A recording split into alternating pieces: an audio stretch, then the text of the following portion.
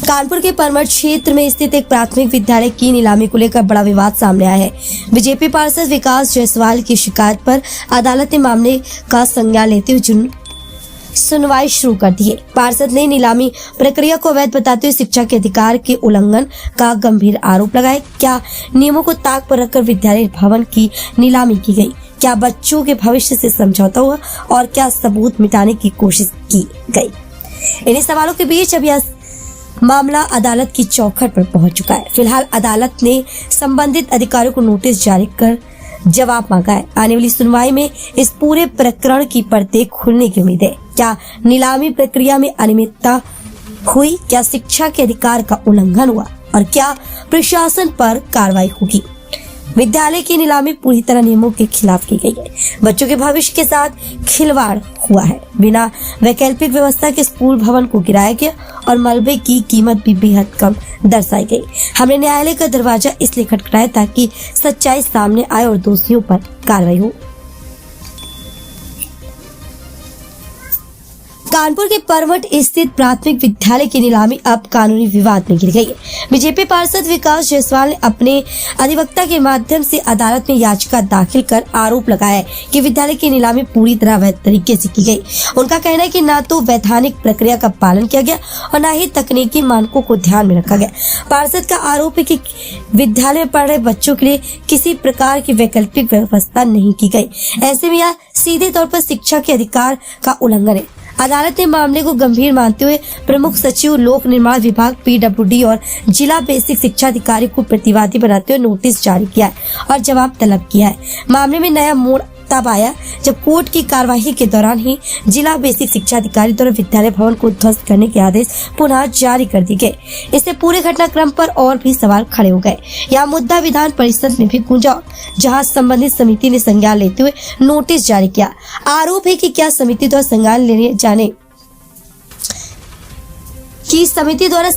लिए जाने के महज 2 दिन के भीतर ही विद्यालय भवन में तोड़फोड़ शुरू करा दी गई ताकि समिति के सामने सच्चाई आने से पहले साक्ष्य समाप्त किए जा सके। इतना ही नहीं, कोर्ट में दाखिल शपथ पत्र में यह उल्लेख किया गया कि विद्यालय में कोई बच्चा अध्ययनरत नहीं है, जबकि स्थानीय स्तर पर दावा किया जा रहा है कि बच्चे वहां पढ़ रहे थे। सबसे बड़ा विवाद उस नीलामी राशि को लेकर है जिसमें विद्यालय से निकले मलबे, ईंट, सरिया और गेट आदि की कीमत मात्र 5,424.30 रुपए दर्शाई गई। पार्षद का आरोप है कि यह राशि वास्तविक कीमत से बेहद कम है और इसमें मिली भगत की आशंका से इनकार नहीं किया जा सकता। अब पूरे मामले में अदालत की अगली सुनवाई पर भी सभी की नजरें टिकी हैं। जी, एक मुद्दा आपके द्वारा उठाया गया था, परमठ रोड पे प्राथमिक विद्यालय है जिसमें तोड़फोड़ चल रही है। आरोप है कि कुछ अधिकारी हैं इसमें मिलीभगत करके कर रहे हैं, तो उसमें क्या पूरा मामला है? आपकी क्या हस्तक्षेप जानकारी दीजिए। उसकी जो नीलामी हुई है और जो सरकारी आंकड़ा था वो था उनका 3,024 रुपए का, जो कि बिल्डिंग थी पूरी और बहुत पुराना विद्यालय था। ये काफी उसमें जो है मात्रा में स्क्रैप था, उसमें गया था, मैं खुद देखा था। बाद में वो 3,88,000 रुपए की सरकारी अनुमान 3,024 रुपए, लगभग मेरे हिसाब से उसकी लागत 40 लाख की थी।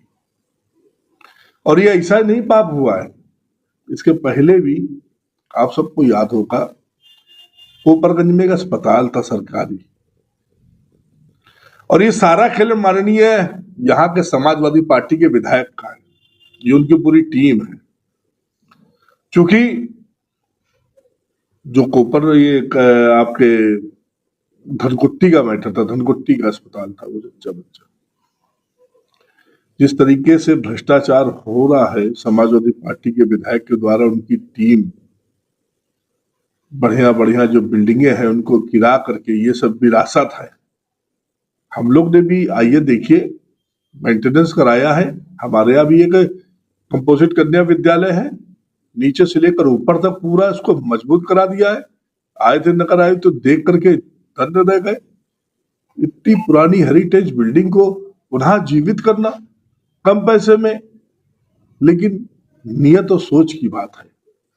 इन्हें पैसा कमाना है, पहले ईटा बेचेंगे, फिर बिल्डिंग बनवाएंगे, अपने ठेकेदार को लाभ देंगे। मैं तो कहता हूं जाके धनकुट्टी अस्पताल देखिए ना क्या स्थिति है। ये एक मामला परमठ आया है क्या? जी, परमठ स्थित एक प्राइमरी विद्यालय है। यहाँ पर कटरी के बच्चे, आसपास के गांव के बच्चे अध्ययनरत हैं। जो बच्चे के अभिभावक हैं, इन्होंने स्कूल में हो रही अनियमितता के विषय में माननीय विकास जायसवाल जी को अवगत कराया। चूँकि वो विकास जायसवाल जी के नेचर के विषय में जानते थे, क्योंकि वो जनहित में कार्य करते हैं, हैट्रिक पार्षद रह चुके, लोकप्रिय नेता है। उनकी शिकायतों को सुनते हुए माननीय विकास जायसवाल जी ने स्कूल का मुआयना किया, तो उनकी जो शिकायतें थी अभिभावक की, वो उन्होंने सही पाया। इस बात की उन्होंने जानकारी माननीय सांसद जी को दिया। सांसद जी ने उस संदर्भ में अपने लेटर पर मामले की जांच करने का निर्देश दिया। अधिकारियों ने खानापुरी करते हुए उस जांच को तरोड़ मोड़ के रिपोर्ट प्रस्तुत किया। चूँकि स्कूल की स्थितियां बहुत ज़्यादा नाजुक हो रही थी, माननीय विकास जायसवाल जी ने हमसे संपर्क किया, तो मैंने उनसे कहा कि भैया इसमें एक सिविल सूट ही फाइल करना बेहतर होगा। तो उन्होंने एक सिविल सूट माननीय न्यायालय में दाखिल किया। चूँकि स्टेट का मामला था, तो उसमें हमने सेक्शन 80 की एप्लीकेशन दी। कोर्ट ने अर्जेंसी माना और मानते हुए उसको संज्ञान लिया, और उसमें प्रमुख सचिव, बेसिक शिक्षा अधिकारी, PWD के अधिशासी अभियंता को नोटिस जारी किया। जैसे ही नोटिस जारी किया, बेसिक शिक्षा अधिकारी ने ये जानते हुए कि कोर्ट ने मामला संज्ञान ले लिया, उसके बावजूद उन्होंने उस स्कूल के ध्वस्तीकरण का आदेश पारित कर दिया। हमने इन सभी बातों को माननीय मुख्यमंत्री महोदय, DM साहब को, तमाम आला अधिकारी को अवगत करवाया। माननीय विकास जायसवाल जी ने इस मामले को माननीय विधान परिषद के समक्ष भी उठाया, पत्राचार करके। उस पत्राचार के अवलोकन पर माननीय विधान परिषद से इनसे जांच आख्या मांगी गई। जैसे ही माननीय विधान परिषद से ये लेटर आया, इनको लगा कि अब जो है स्कूल की सारी व्यवस्थाएं डगमगाएगी और सारे साक्ष्य सामने आ जाएंगे। इन्होंने स्कूल को ध्वस्तीकरण करना शुरू कर दिया 2 ही दिन में।